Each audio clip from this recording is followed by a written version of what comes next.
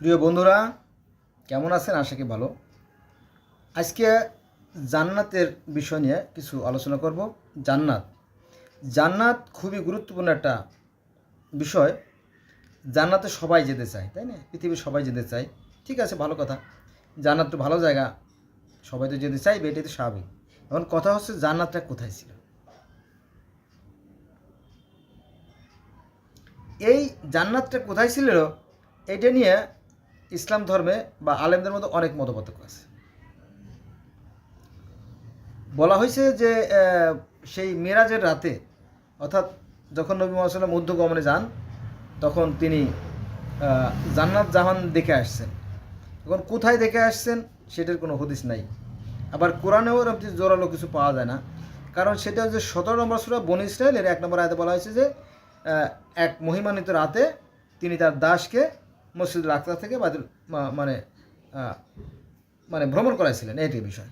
এটা আবার কোরআনে আছে, কিন্তু এটা প্রমাণ করে না যে তিনি মেরাজে গেছেন বা আল্লাহর সাথে দেখা করছেন, এরকম কোনো কথা পাওয়া যায় না।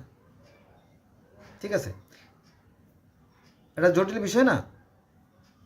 আবার হাদিস বলতেছে যে জান্নাতটা এই পৃথিবীতে ছিল, জান্নাতটা এই পৃথিবীতে ছিল। এটা কোথায় পাবেন? এটা আবার সব গ্রন্থে পাবেন না। এটা পাবেন আপনারা কাসাস আল আম্বিয়া, কোহিনুর পাবলিকেশনস, 50 বাংলা বাজার, ঢাকা 1100 থেকে প্রকাশিত যে কাসাস আল আম্বিয়া। এটা আবার লেখছেন আল্লামা ইবনে কাসির। কার লেখা? আল্লামা ইবনে কাসিরের লেখা যে কাসাস আল আম্বিয়া, এর ঠিক 34 পৃষ্ঠায় জান্নাতের বর্ণনা পাবে। এবং সেখানে কোরআন শরীফের অসংখ্য অসংখ্য আয়াতের রেফারেন্স দেওয়া হয়েছে যে জান্নাতটা আসলে পৃথিবীতেই ছিল। চিন্তা করেন, কোরআনও বলতেছে জান্নাতটা পৃথিবীতে ছিল, আবার কাসাস আল আম্বিয়া বলতেছে জান্নাতে ছিল, আবার কেউ কেউ বলতেছে না জান্নাতটা আসমানে ছিল। তো স্ববিরোধী গণ্ডগোল এখানে লেগে গেছে না। এরকম অসংখ্য অসংখ্য বিষয় নিয়ে আলেমদের মধ্যে মতবিভেদ, ফলে হ্যাঁ কী করবেন, নিজেদের মধ্যেই গণ্ডগোল, মানে আলেমদের মধ্যেই নিজেদের মধ্যে গণ্ডগোল। এইটি ঠেকাবে কে? বাইরের কারোর সাথে যদি দ্বন্দ্ব হয়, কারোর সাথে যদি সংঘাত হয়, কারোর সাথে যদি মনোমালিন্য হয়, তাহলে সেক্ষেত্রে, তাই না, সেটা সমাধান করা সম্ভব। কিন্তু যদি ঘরের ভিতরেই গণ্ডগোল থাকে, তাহলে এটার সমাধান কী? কোনো সমাধান নেই। যাক, তো এই জান্নাতে যে পৃথিবীতে ছিল এ ব্যাপারে যে সাহাবি, উনি হচ্ছে হজরত উবাই ইবনে কাব। উনি খুব বিখ্যাত একজন সাহাবি। তো উবাই ইবনে কাব রাজন থেকে বর্ণিত একটা হাদিস আছে যে হজরত আদম আলাহিসাল্লাম যখন অসুস্থ হয়ে পড়েন, হজরত আদম অর্থাৎ প্রথম মানব যখন অসুস্থ হয়ে পড়েন, তখন সে তার সন্তানকে বলে, বাবারা, আমার তো ওই জান্নাতি আঙ্গুর খেতে খুব ইচ্ছে করছে, ভীষণ ইচ্ছে করতেছে, তোমরা একটু জান্নাতে গিয়ে কিছু আঙ্গুর ফল নিয়ে এসো। তার মানে কি, আদম আলাইসাল্লাম কি মিথ্যে কথা বলছিলেন? তাই তো মনে হয়। আর যদি জান্নাতটা পৃথিবী থেকে, তো ঠিক আছে, ঠিক আছে না, এমনি যাক। তো আদম আলাইসাল্লাম বললো যে বাবারা, তোমরা একটু এসে যাও, জান্নাতে যাও, তাহলে ওখানে বাগান থেকে কিছু আঙ্গুর নিয়ে এসো, আমার খাতে ভীষণ ইচ্ছে হচ্ছে।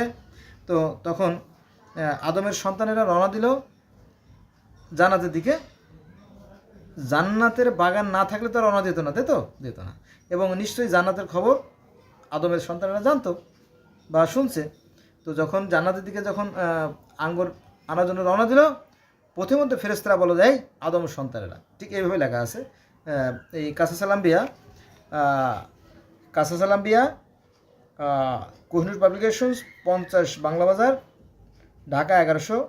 আর এর লেখক আছে, লেখক বা অনুবাদক আর কি, আল্লামা ইবনে কাসির। এটা দিলাম। তো সেখানকার 34 পৃষ্ঠায় এই কাহিনী বর্ণনা আছে।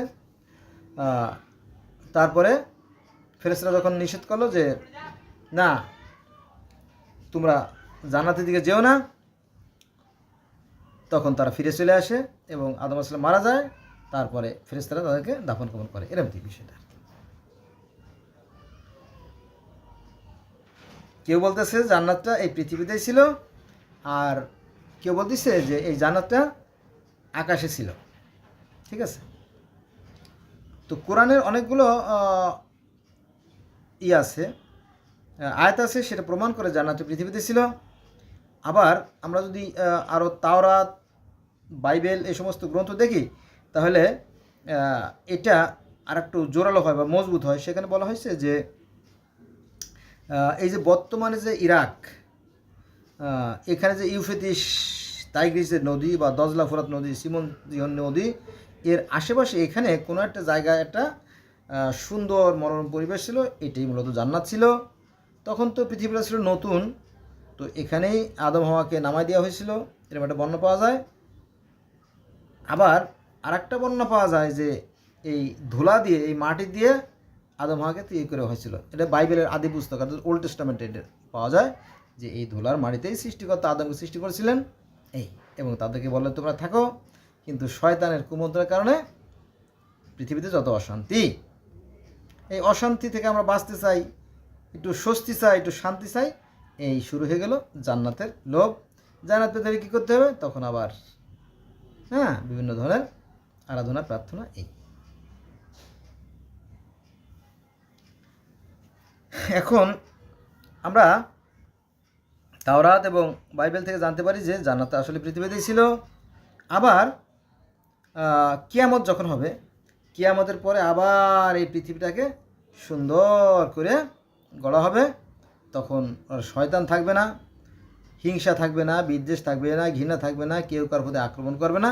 তখন আবার শান্তি প্রতিষ্ঠিত হবে, তখন শুধু শান্তি আর শান্তি। ঠিক আছে, সেই কথা বলা হয়েছে। আর তখন সেটা কি বলা হয়েছে? স্বর্গ। যে সমস্ত অন্যায়গুলো আছে সেগুলো কবর দিয়ে দেওয়া হবে, তাই না? সাপে মানুষকে দংশন করবে না, বাঘ কারোর উপর আক্রমণ করবে না, তাই না? তখন শুধু শান্তি আর শান্তি। এগুলো হচ্ছে আপনার বাইবেলের কথা। আবার কোরআনের কথা যে সেই জান্নাতে শুধুমাত্র একটা শব্দ শোনা যাবে, শান্তি আর শান্তি, সালাম আর সালাম। ঠিক আছে, আমরা সবাই জান্নাতে যেতে চাই। কিন্তু এই যে মানে কোরআনে একরকম লেখছে, হাদিসে আর একরকম লেখছে, এই বৈপরীত্যের কারণে খোদ মুসলিম জাহানের ভিতরেই আলেমদের মধ্যেই দ্বিধাদ্বন্দ্বের শেষ নেই। এখন যদি আপনি হাদিস বাদ দিয়ে দেন, হাদিস বাদ দিয়ে দিলে বিপদ। তাহলে হাদিস বাদ দিয়ে দিলে মাত্র একখান মাত্র কোরআন শরীফ, তো এটা পড়ার লেগে তো আর আপনার এতদিন অপেক্ষা করতে হয় না, তাই না? আপনার দাখিল, ফাজিল, আলেম, কামেল এত ডিগ্রির দরকার হয় না, তাই না? সহজ হয়ে যাবে। তাহলে এই যে ছেলেরা 20 বছর, 22 বছর, 25 বছরের লেখাপড়া করতে করতে করতে করতে মাস্টার ডিগ্রি করে, এটা আর করা হবে না। অর্থাৎ হাদিস যেহেতু বাতিল হয়ে গেল, তাই না? সৌদি আরব থেকে অলরেডি বাতিল করে দিয়েছে, বলছে যে এই হাদিসের কারণে মুসলিম জাহানের মধ্যে অনেক দ্বিধাদ্বন্দ্ব সৃষ্টি হয়েছে, আলেমদের মধ্যে মতপার্থক্য সৃষ্টি হয়েছে, তোমরা এগুলো বাদ দাও। তবে কিছু হাদিস রাখা যেতে পারে যেগুলোর সাথে কোরআনের মিল আছে, ঠিক আছে? কিন্তু এই হাদিস বাদ দিয়ে দিলেই তো হুজুরদের না খেয়ে মরা লাগবে, ব্যবসা বন্ধ, মাদ্রাসা বন্ধ হয়ে যাবে, তখন এক সমস্যা না? এটা আর কি। কিন্তু সাধারণ তারা তো জানে না, বোঝে না, হ্যাঁ, তারা তো বিশ্বাস করে বসে থাকে এবং ফোঁস করে। ওই দিন আজকে যে কথা বলতেছি না, আজকে শুক্রবার, তো আজকে আপনার কত 18 তারিখ না? 18/4/2025 শুক্রবার আজকে। তো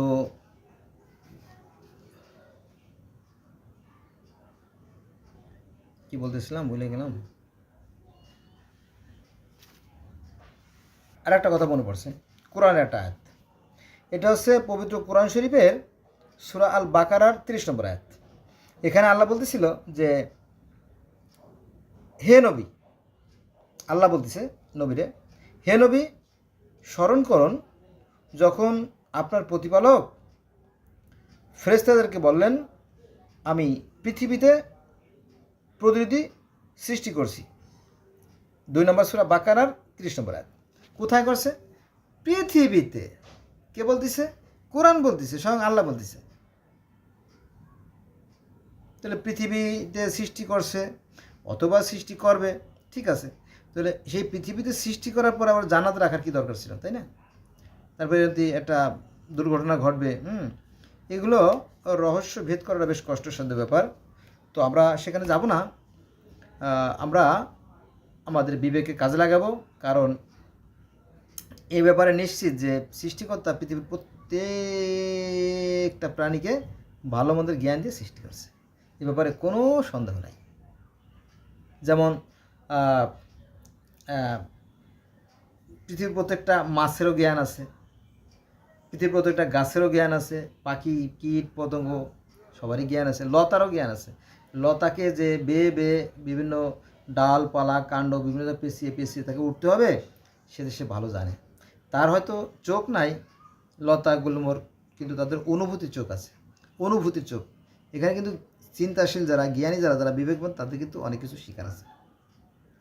আবার কিছু কিছু গাছ আছে অলরেডি তাদের আবার আছে আলাদা সুর আছে। যেমন ওই যে আপনার গাছ, লাউ গাছ, কুমড়ো গাছ, দুন্দর গাছ, আনাজ গাছ, পুঁই শাকের যদিও নাই, সুর নাই, সিম গাছ, কিন্তু পুঁই শাক কিন্তু দেখবেন পেঁচিয়ে পেঁচিয়ে, হ্যাঁ।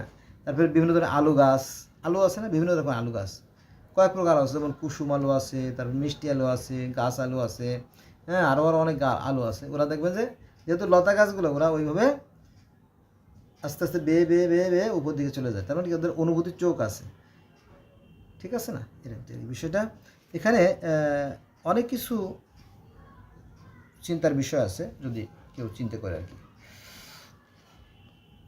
তাহলে আমরা দেখলাম যে জান্নাতটা আসলে পৃথিবীতেই ছিল, কিন্তু কিছু দুষ্ট মানুষের কারণে সেটা নষ্ট হয়ে গেছে, তাই না?